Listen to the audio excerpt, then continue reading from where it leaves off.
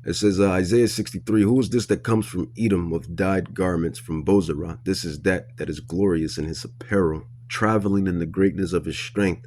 I that speak in righteousness, mighty to save, wherefore art thou red in thy apparel, and thy garments like him that treadeth in the wine fat. I have trodden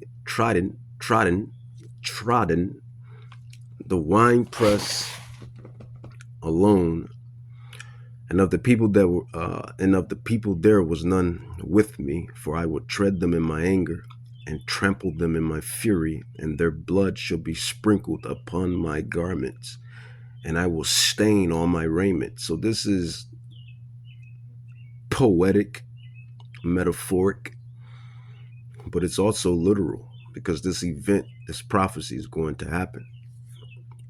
It says, and their blood shall be sprinkled upon my garments, and I will stain all my raiment, for the day of vengeance is in my spirit heart, and the year of my redeemed is come. Who is the year of Yahushai, or Yahweh Bahashim? Yahushai is redeemed. It is the elect.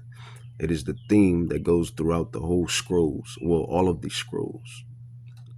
The election, the remnant, and those that were sealed, Revelation 7:4, the elect, Ephesians 1:4 and 5, Ephesians 1:11. You know, these Christians that keep spewing out of their mouth that Yahushai died for the world, but in the same breath, Yahushai said he in John 17, he says, I care not for the world. So that's contradiction. And we know the word, the scrolls, does not contradict. Humans contradict. Yeah, we're living contradictions. Yeah, I'll say it. Truth is the truth, right? Mortal men contradict, but Yahweh, he doesn't contradict. So if you keep misinterpreting John 3:16, then that's on you.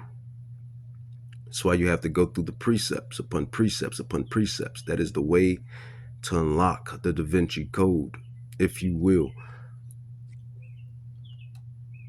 Right? Right. So John 3:16, these Christians, these, as I call them, Bible casuals. When you casually do something, that means you're not really salakia. You're not really dedicated in it. You're casual. You know, you play sports, basketball. You're a basketball casual. You don't really know the game. You play football. You're a football casual. You're really not dedicated in the game. You don't know the game. Musician. You're casual. You're not really dedicated. You're not really disciplined in this class, in this industry. That's the point when I say casual. So these are Bible casuals. They're not the true scholars, nor are they the prophets. So John 3:16, when he says when they say that he says he's coming to save the world, well, in the same breath, John 17, he says, I come not for the world, but the people that Yahweh has sealed within this world. Those are who he prays for and protects and guides and anoints. So how is he coming to save the world? I'm kind of digressing, but it's all making its point, right? Isaiah 63, who is this that comes from Edom with dyed garments from Bozrah, which is a capital city in Idumea, Mount Seir, a dwelling place, a region where the Edomites originally dwelled. But then again, they originally didn't even dwell there, because there was another nation that dwelled there before the Edomites, I believe, came to Mount Seir. I forget the name of that nation, but that was a region that they dwelled in. It says, wherefore art thou red in thy apparel, and thy garments like him that treadeth in the wine fat? I have tread in the wine press alone, and the people there was none with me.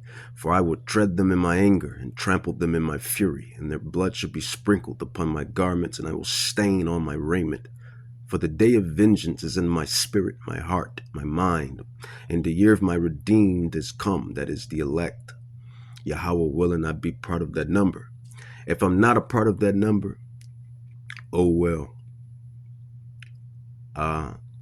You know, just me speaking as a truthful man. Let's say if I don't get salvation, I get damnation. Well, I'll be resurrected back in the kingdom through one of the loins of the elect. But let's say I do get salvation, or you get salvation, and you pass the test, the trials, which we go through our tests and trials every day. But that great trial, that great temptation is coming, according to Revelations 3:10. The mark, right? Let's say we pass. We should be good, right? We should be good, right? We should be set to be caught up, taken up, in which they call the rapture, right? Faith, works and faith, endurance, right? It says, and I looked, and there was none to help. I wondered that there was none to uphold. Therefore my own arm brought salvation unto me, and my fury it upheld me. And I would tread down the people in my anger, and make them drunk in my fury, and will bring down the strength to the earth. Now, granted, this prophecy is talking about him coming down on the nation of Edom, the Edomites, which is the so-called Caucasian man, woman, and offspring. It is what it is. And the so-called Negro man, woman, and offspring are the Israelites. It is what it is. Along with the Native Indians and Afro-Latins, right? I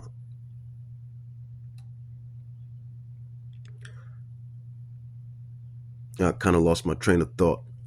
But yeah. Lost my train of thought. Pisses me off when I do such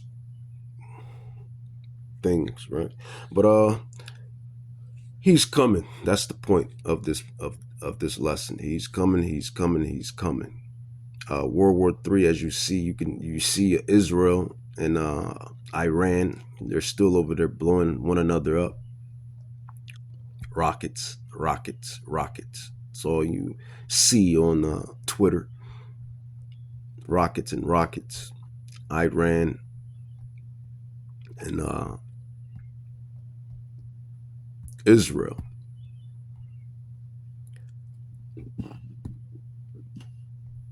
Because prophecy is prophecy.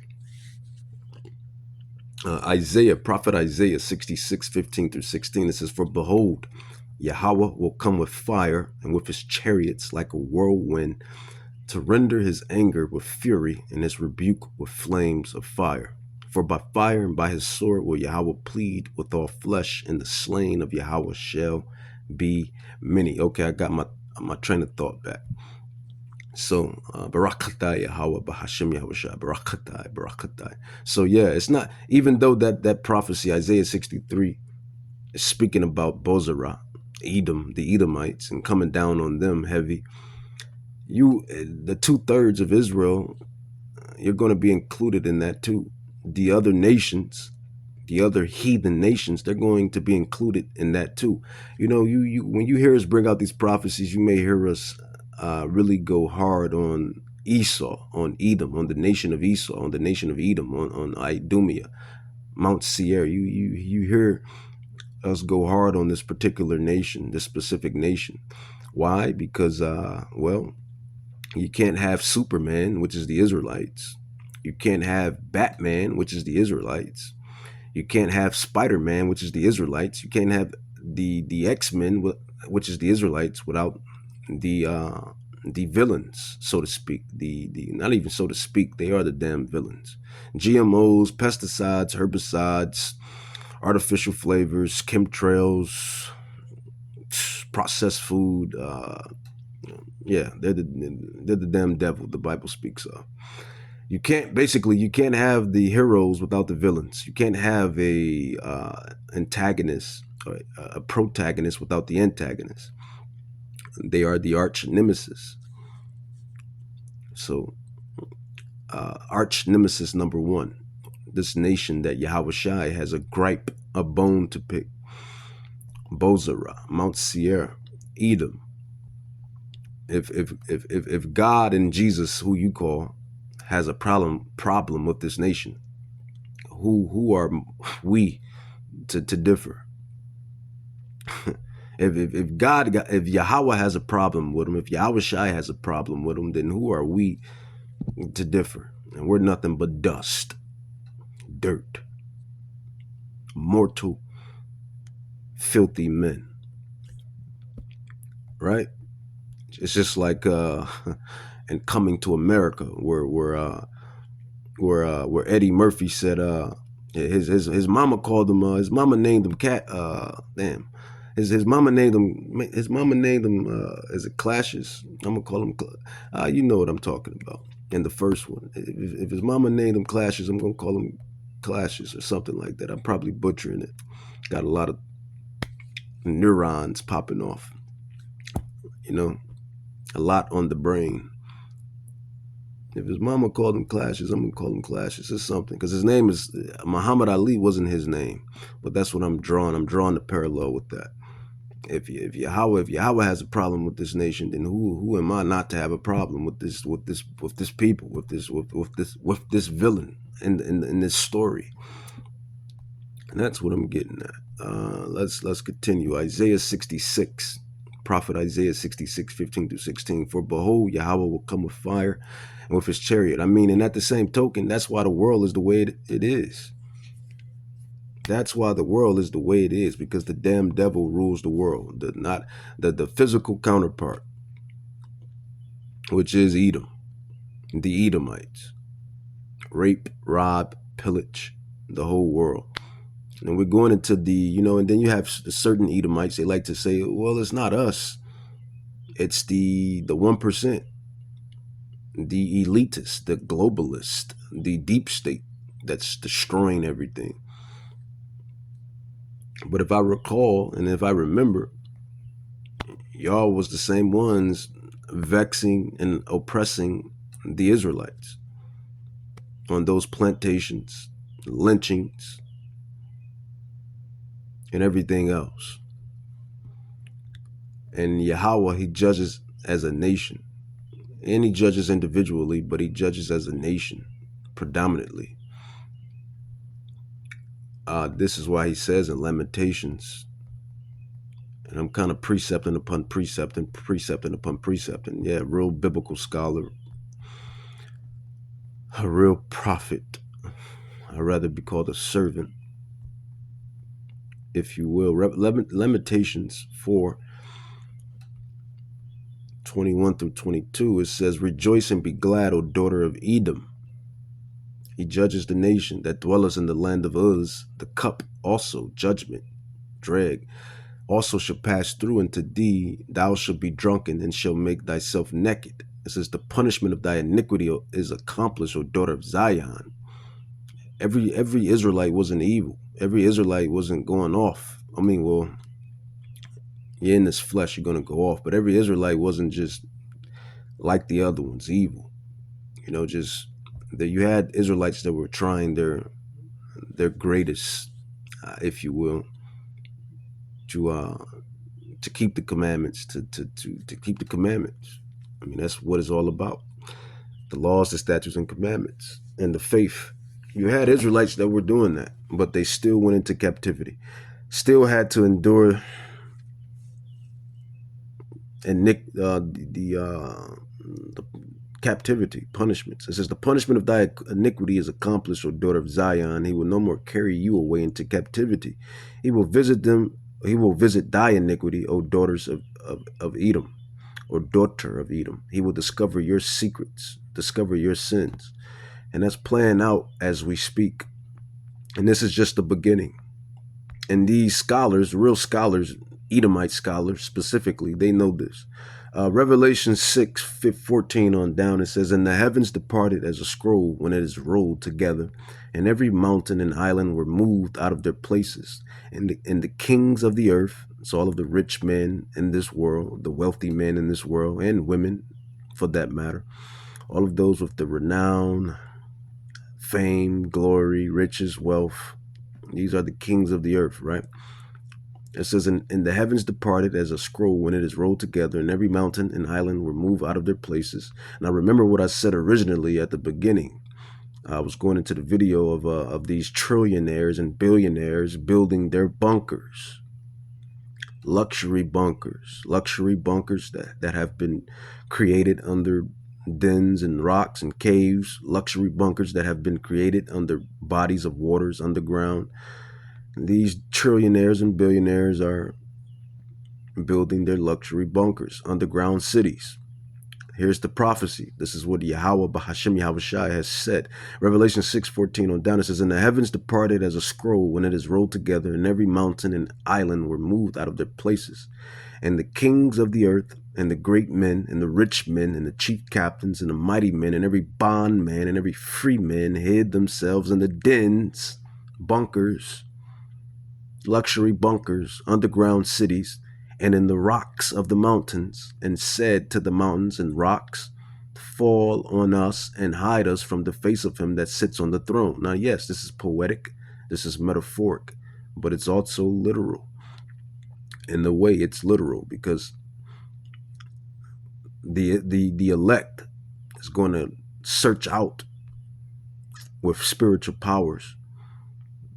They're going to search out these bunkers and hidden places when these prophecies commence. It says, "And said to the mountains and rocks, fall on us and hide us from the face of him that sits on the throne and from the wrath of the Lamb." So that's Yahweh, which sits on the throne, and from the wrath of the Lamb. The Lamb is Yahushai. "For the great day of his wrath is come, and who shall be able to stand?" Basically, before them, no mortal can stand before the creators, right? It's just that simple. Not going to be long. With 32 minutes in, 33 is a magic number. Yahushai finished his work at the age of 33, so I'll probably end it in the next minute, right? Something quick, something powerful in the spirit. Only time you can really dive into these scrolls is when you're in the spirit. I say that often. That's why you have to remain in the spirit. But, you know, the distractions of the world, distractions in the world, the cares of this shitty life, you know, pulls and grabs, right? Revelations 1:7-8. It says, "Behold, he comes with clouds." Those are the chariots, the UFOs. You know, they told their pastors, you know, your gov told the pastors that something is coming, and it's going to shake up everybody's faith. This just happened like maybe, what, 2 weeks ago? Maybe 3, if that. They was telling all of the pastors to, they were informing all of the pastors, false doctrines. They was informing these individuals to, whatever. I thought I was going to end it at 33, maybe not. It says, Revelations 1:7, "Behold, he comes with clouds, the chariots, and every eye shall see him." And I see these chariots all the time. I have chariots that watch over me. You can believe it or don't. And those, don't know star sits in the heavens and goes in and out and moves. That ain't a star, my boy. That's an angel. And it tells you in Psalms 51, Psalms 91, that the angels encampeth around them that fear Yahweh, Bahashem Yahushai. And really, they encampeth around those that are sealed. If you're sealed, you're sealed. You're just playing out your lot. The main character doesn't know he's the main character because he's going through it. but he's the main character. That's an analogy that I'm making. Like the elect is sealed. The elect, you don't know if you're the elect personally because you'll probably not even do the work or pray or have faith or endure. But somebody got to be sealed around this place. Revelations 1:7, it says, "Behold, he comes with clouds, and every eye shall see him, and they also which pierced him, and all kindreds of the earth shall wail because of him. Even so, amen." It says, "I am Alpha and Omega, the beginning and the ending," said Yahweh, "which is and which was and which is to come, the Almighty." And that's just prophecy. So World War III is coming. The mark of the beast is coming. I mean, and I say this time and time again all the time, Yahweh Shai, Yahweh, he woke me up. Well, before he woke me up to who I am, and who my people are, and who we always have been, the Hebrew Israelites. For my case, specifically the tribe of the southern tribes, more than likely, Judah, Benjamin, and Levi. I mean, could be the northern tribes too. You don't really know. Could be Gad, could be Reuben, could be Ephraim, could be Simeon, could be Reuben, Gad, etc. But I believe I'm probably Judah, more than likely. Either Judah or Benjamin. Either Judah, Benjamin, or Gad. Those are my three picks. Gad, Benjamin, and Judah. I fall in one of those tribes. But yeah, man. This is prophecy. All of this is prophecy. Yeah, I wanted something else. I wanted more prophecy. More than likely Judah. I had to go with Judah. Got the salt as Judah, the swag is Judah, the style is Judah, the lion. I feel like I resonate with the tribe of Judah, but it could be the tribe of Gad. All of the tribes are warriors. All of the tribes have their own signature, have their own plight, right? All of the tribes get down. Let's see, Gad, Reuben, Benjamin, Levi, Naphtali, Simeon, Ephraim, Manasseh, Naphtali. All of the tribes are peculiar and they are special. Sons and daughters of Yahweh Bahashim Yahweh Shai. What did I want? I wanted, okay, yeah, Luke 12. Apostle Luke. So yeah, you have these things on the rundown, so to speak. They're gonna come, man. Like I said, if I get salvation or damnation, if you get damnation or salvation, if they get salvation or damnation, it doesn't matter. Prophecies, these prophecies are set. Men lie, women lie, numbers lie when they're altered. But Yahweh, Bahashim Yahweh Shai, he never lies. And I'll end it with that. Luke 12:49. Luke 12:49. Luke 12:49. It says, "I am come to send fire on the earth." And that's metaphorical. That's poetically said, and that's literal. It says, "I am come to send fire on the earth, and what will I, if it already be kindled?" I mean, you have rumors of wars and wars and rumors. You know, you got Gaza, Palestine, damn near wiped out. Palestine, another genocide, right? You have Iran and Israel sending rockets, blowing each other up. So it's happening. It's wars, rumors of wars, which is going to lead to the big one, which is WWE, right? It says, "I am come to send fire on the earth, and what will I, if it already be kindled? But I have a baptism to be baptized with, and how am I straitened till it be accomplished? So Yahweh Shai, this is red letter. This is red letter. This is red letter 3 times. It says, I am come to send fire on the earth, and what will I if it already be kindled? But I have a baptism to be baptized with, and how am I straightened until it be accomplished? So he's not going to be satisfied until it's done. Yahweh Shai, red letter, his words. So he's waiting.